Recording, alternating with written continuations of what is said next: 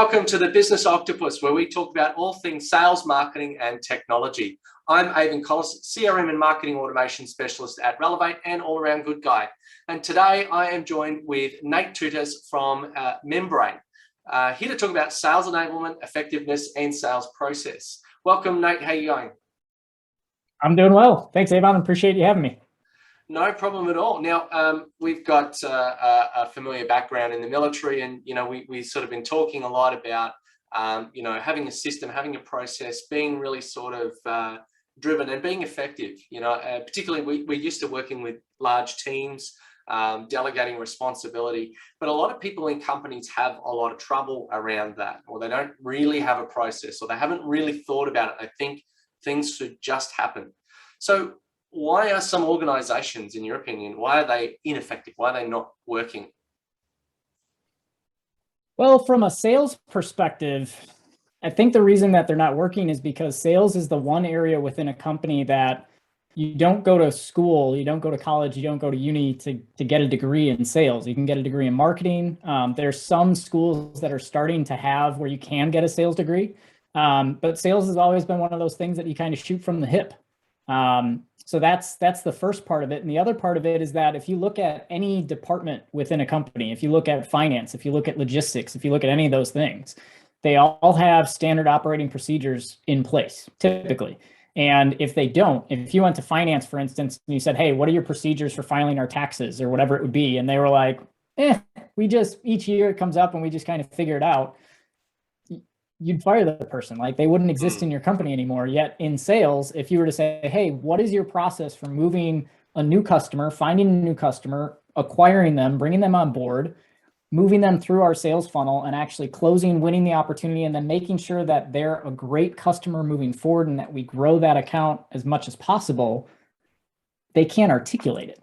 And part of the challenge is that the salesperson can't articulate it, but neither can the sales leader. There's typically a vision there. They've got kind of an idea and a dream of what it should look like, but how they translate that down to the lower levels ends up getting lost. So you end up with a lot of kind of shoot from the hip, a lot of energy and a lot of effort, but not a lot of actual practical application of how you go and make that a repeatable process.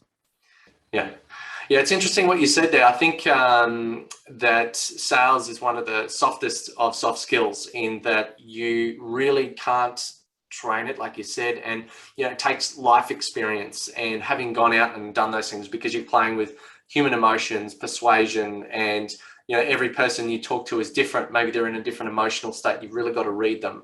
And that's part of it. And the other part of it is there is some statistical stuff you can do. There is some, process stuff that can be replicated.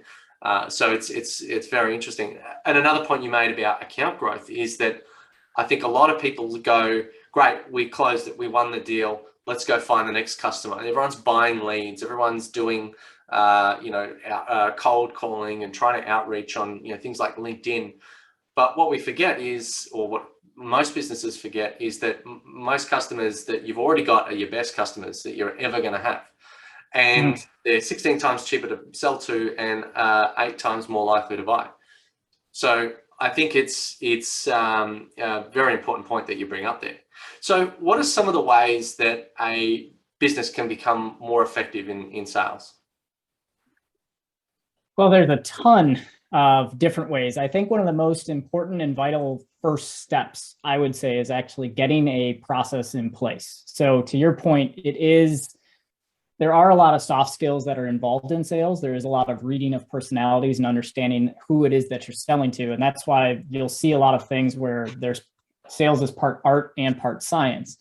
The science part are things that you can replicate over and over and over again in order to get a particular result, just like you would with any scientific experiment. But within the conversation, it's what that conversation actually consists of. So best practices from a sales process is typically 4 to 5 stages, anywhere from 4 to 6 milestones or specific steps that need to be covered within those stages before you can move on to the next stage. And that really is, it gives you a framework to coach to. It also gives the salesperson an understanding of where they're actually at in relation to moving the deal forward. A lot of times when I hear coaches and they talk to their salespeople about pipeline reviews, they'll ask them, where's this deal in the pipeline? And it's literally a gut check of the salesperson going, oh, I'm really, really confident that this one's going to close. When if part of our sales process was step 3, do we have all the decision makers involved? Yeah. It's really simple to say, hey, okay, that's great. We're really confident that it's about to close. So I'm assuming that we have the decision maker involved in the process. Well, no, we don't. Yeah, right? yeah. Well, I always say that, like collecting 1 or 2 bits of information at the front end can really speed up or improve the rest of the relationship. So you've really got to take a big helicopter view and look at all the parts along the way and decide what that is. But, one of the challenges I find, you think sales process, and I think, all right, I'm on a phone call. I've been cold called by, someone trying to sell me solar panels, which is actually quite a big scam in Australia. And they go, how are you doing today? I'm like, oh yeah, not too bad. And then they're like, that's good. And in my mind, it sounds like they've gone to the screen, they've clicked the next button, and they've gone, yep, I have established rapport. No, you haven't. Right. I think, sales process doesn't happen in a linear form. So how do you combat that? Like you've got different stages, but where do you put the stages? How do you know? Ooh, that's a good question. Part of it comes down to the type of sale that you actually have. So in a simple sale, like if I was calling and it was like a 1-call close, I'm going to have a very simplistic, establish rapport, uncover a need, speak to the need, figure out if my solution fits with that need or not, uncover any objections that you might have, handle those objections, and hopefully offer you the opportunity to move forward and you make a decision. It's a 1-call close. It's a very quick process. What I guess I'm referring to is more of a complex sale when you have multiple sales calls involved within the process. How do we actually uncover the need right at the beginning and really dig in and understand what that need is? If we think about technology, I would say probably 85, probably even higher, probably 90% of technology companies start their sales process with a demo. Yeah. When you start with a demo, I have no idea what relevance there is for my tool before you and I have that conversation, right? Yeah. So how many times have you been on a technology demo where the rep is just shooting off this feature and that feature and the other feature, and you're sitting there on the other end going, not relevant, don't care, how fast can I get off this call? Yeah. Yeah, pretty much. Yeah, there's a little red button that helps with that. It does. So it's interesting what you're saying about, like being that non-linear and identifying in particular the key stakeholders and decision makers. Like particularly for large accounts when, you've got 4 or 5 people and, identifying who each of these people are can be quite difficult. Like, for example, there was an organization we were working with, and it wasn't until we went on site and talked to someone in the warehouse at the back who's like this old dude who works part-time, who's about to retire. But he was the influencer because he owned a similar company, 10 years ago and knew everything inside out. And so he's just working out casually in the back, just doing his thing, getting ready for retirement. But they listened to him very big time on everything. And so he got to, get involved in all of the discussions. And it wasn't until identifying that's what got the sale over the line. So when you've got those influencers and decision makers, you might have someone on the phone who's super excited and really keen, but has no decision-making power whatsoever, and they kind of get dismissed, and then you see them get emotionally cut down because they've been told, "Oh no, we've already got that sorted. Thanks, little Johnny. You can go away now," and that wastes not only their time but your time. So it's very interesting. So, what is sales enablement? Well, I think that's one of the kind of like, what is process? It's kind of like, what is effectiveness? It's in mind, enablement for a sales team starts with giving them the right tools so that they can be, it's enabling them. That starts with the fundamentals of having a process in place that they can actually execute and iterate on and figure out what they're missing. So figure out, when I iterate on a process, if I keep missing that I need to identify the decision maker, Yeah. Okay, now I've got something I can actually go back and work on, right? It's like a basketball player that knows they need to work on their jump shot. I now have something I know I can work on, and that can make me better in the game.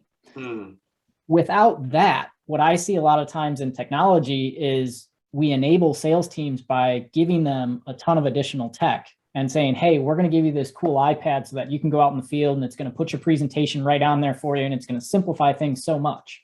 Yeah. But if we still don't have a process in place, yeah, what does that really, other than just kind of shortcut them to show the product, show the feature, ignore the customer? If we have a process that says, hey, by the time we get to this stage in the sales process, we need to have identified the decision maker, then we've really enabled them to actually go back and think more effectively about their opportunities and then use that to move those opportunities forward. It's almost like if you're a farmer, you think, all right, I've got seeds in the ground, and if I put more water on and more water on and more water on, they'll grow faster. Well, it's really not the case. They probably need watering at the right times. Like overwatering is going to rot the seed. They probably need a little bit of fertilizer. Too much fertilizer is going to burn the roots. They probably need the right amount of sunlight. Too much light is going to like kill the plant. So it's I guess it's identifying what works from previous experience and then applying that again and again. Right. Exactly. And when you have that documented, you can improve. If you think about like when we were in the military, you went and you did things over and over and over and over again. I mean, I can't tell you how many times as an infantry guy, I kicked a door down and assaulted a room that had nobody in it, right? But we were just going through rehearsal after rehearsal, and you figured out what those little nuances were that made the difference. Yeah. And that's where when you have that ability to go in and do that on a sales call, where you have that confidence in your process, that gives you the ability actually to step back and have that empathy and to have that emotional detachment, so to speak, that you can actually focus on helping the customer versus focusing just on how can I move this to a close faster and pushing ahead, right? And so that to me is really sales enablement. It's enabling your team to have that opportunity to, as we would say, slow down to speed up, understand the process so you know what you need to gather when, and then just work through that process. Yeah, it's like you're sort of using your room entry example, is like understanding where to put your foot when you turn a corner so that you can let the other guy pass you. So you've got backup, or, understanding which angle to enter the room on so you don't get shot on the way through the doorway. So, that's same concept is, and you do it in slow motion. You literally go one slow step at a time, and then you talk about it and you talk about it. And then at the other end, when the pressure's on and the customer's sitting there and they're not going to allow you to go back through your notes to see, all right, at this step, do that, at that step, do this, you're kind of trained into the process. So it becomes natural, it becomes automatic, rather than it having to be, a really high pressure situation. You feel more calm, you're more in control of the process, and the customer can see it. So that's pretty important. Yeah. So how does getting it right actually impact the business? Oh, it impacts the business hugely. I mean, one of the things that we see very frequently is most lost opportunities actually stay in a pipeline about 65% longer than a won opportunity. So if you think about that just from the amount of time that a salesperson spends working on an opportunity only to have it lost at the end, when you follow the sales process, it allows you to qualify things in and out of the pipeline effectively. And it also allows you to then give that freedom back to the customer, to say to the customer, hey, you're not necessarily the right fit for us, and I don't want to waste your time putting you through this process only to find out in the end that it's going to be a no decision. I think it's something like 68% of all opportunities end in a no decision. There's no decision one way or another. They just kind of go dark. If you have a process in place, it allows you to actually determine when that opportunity should be in the pipeline or when it should be out. So if you just look at that from a numbers perspective, if you have a company that they make 10 sales a month, right? But they're working on 20 opportunities every single month, just by dropping off 5 of those opportunities that were unqualified, you can now put in 5 opportunities that are actually likely to close. And instead of closing 10 sales a month, you might be closing 12 or 13 sales a month. Yeah. Doesn't seem like much, but when you add 3 additional sales up every single month and each salesperson is doing, the numbers end up multiplying astronomically. I know that when I was spending 3 or 4 hours writing a proposal, I'm like, damn, I hope this closes. So, you know, that'll increase the likelihood that it will. So, you know, it'll lean less on the proposal, more on, I guess, if the proposal aligns with what the customer actually wants. Did you actually elicit those requirements? You know, there's one customer recently, we've written the proposal 3 different times, but I mean, they've changed their mind a little bit on a few things, but maybe if we did our requirement sourcing a little bit more and ask more of the pointed right questions, you know, what do you really need to solve here? You know, and we're pretty much, you know, confident that this third one will go, but it's sort of like, you know, there's a giant cake, and which piece do you eat first? So at the end of the day, I think we're always going to get them. We're just trying to figure out which one we start on. But still, you know, like that still could be enhanced. And even if it's like you said, those 1% improvements, maybe it's, you know, we got one less person that we don't spend 5 hours following up, but we can spend that time somewhere else. And then you get this compound effect of, right, now we're writing better proposals. Now we're making smarter phone calls where, you know, everyone's time is better spent. And the compound effect of that could be astronomical, let alone sales just itself. Right. Yeah. I mean, there's a ton there. I mean, even just having a simple step within the process of, like you said, what is the customer's criteria for this proposal to move forward? That's one of the steps that we have in our process is we will not send an agreement until we know what happens after they actually receive the agreement. And so part of that, they may say, well, I'm going to have to go through and it's going to have to check off this criteria, that criteria, the other criteria. That gives you the opportunity as the salesperson to say, oh, that's great. What else would you possibly need to know? Yeah. And they'll give you that information. They may say, I need to take this to my boss. Yeah. And you could say, interesting. I didn't know they were actually part of the process. Help me understand, what's your boss going to need to see? What can I do for you? So it's a win that when it goes to your boss is pleased that you brought him this opportunity and, you know, whatever. That becoming part of your process means that gets done each and every time. So technology is really only like 10% direct. Like, if a lot of times people think about the costs and they'll go, all right, it's going to cost me X, but they'll go, I am only going to be able to, you know, store some checkboxes or some date fields or some information. But that's really only 10% of the actual benefit. Most of the benefits you receive from software is indirect. It's all the after effects stuff, like what we're talking about just then. Yep. Right. Yeah, definitely. I mean, it's interesting. We do business cases for our clients, and you know, we'll put the ROI together of if right now missing those steps means that a certain percentage of opportunities is actually falling through the cracks and you're losing those opportunities because you didn't execute those steps. Yeah. What would the ROI look like if we just captured 10% of those deals that are falling through the cracks? And when you do the calculation on that again throughout the year, the ROI is in the thousands of percentages. I mean, I came for packaging where, like, if you were getting a 40% return, it was a really good ROI. And here we're talking like 1,000, 2,000% return on investment. And it's because that compounding effect of, you get a shorter sales cycle, you get higher win rates, you get larger deal sizes altogether, because those larger opportunities that you work on, you can close more and more and more of them because you're following and executing that process effectively. And you're getting repeat business through the account growth. Yeah, absolutely. Right. And cutting your marketing costs overall. So. Right. Yeah. I mean, it boils down so much. I mean, it's really interesting when you start fine tuning those points. When I first started working for Membrane, one of my favorite words that I used repeatedly was iterate. And I had some people that were like, wait a minute, I've heard the word, but what the heck does iterate even mean? And I kind of was like, okay, well, it means basically to redo the same thing over and over and over again in order to perfect it, right? Yeah. And sales is a process that you can go back over. And to your point, when we first started, personalities change. So you have to build that rapport separately. There's kind of a meta process that runs alongside the sales process in a complex sale. That's going on in every conversation. I have to establish rapport. I have to uncover what the need is. I have to go through those sorts of things. But the actual milestones and the gates that have to be checked off as I move forward in the process itself, did I really determine that there was a compelling reason for you to move forward with the project to begin with? And the impact of success, failure, or doing nothing? Yeah. And if that's the first stage, if just figuring out, okay, what's the issue? And I say, what's the impact of success, failure, or doing nothing? And you say, well, I mean, yeah, it's a big deal. We're losing sales, but it's not that big a deal.